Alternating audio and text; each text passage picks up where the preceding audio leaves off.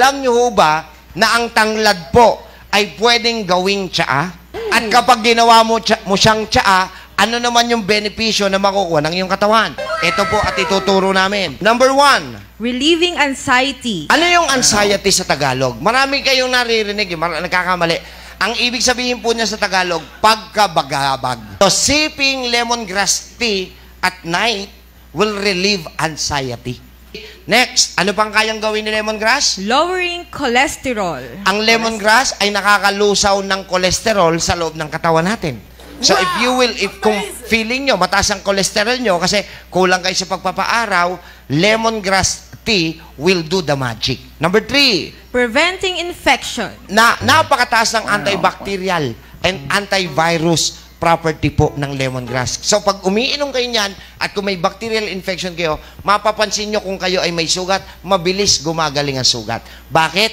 Pine-prevent niya na kumalat ang infection. Okay, next. Boosting oral health. Pag umiinom po kayo ng inyong lemongrass tea, pinatitibay ang ipin, pinapatay ang bakterya sa bibig, kaya bumabango ang hininga. Okay, next. Relieving pain. Isang napakataas na analgesic pala ang meron kay tanglad.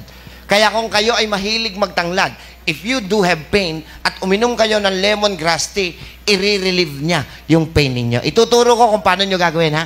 Next, boosting red blood cell levels. Kung mababa po ang RBC ninyo or hematocrit, malaki po maitutulong ng lemongrass tea para po paangatin yung level ng RBCs ninyo or red blood cells. And lastly, relieving bloating. kung kayo ay nararamdaman nyo na hindi kayo indigested, hindi kayo masyado matunawan, at parang may gas, parang gusto mong umutot, madighay, pero hindi mo magawa.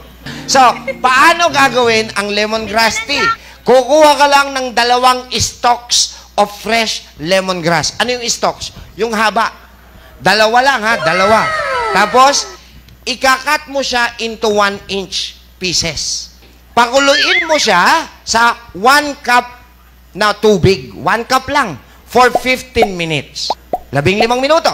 Pagkatapos ng 15 minuto, i-strain nyo. Ibig sabihin, i-drain nyo para matanggal yung lemongrass.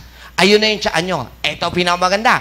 Pwede mo siyang lagyan ng honey para may sweetener ka. Yung iba naman po, nilalagyan ng lemon, isang slice.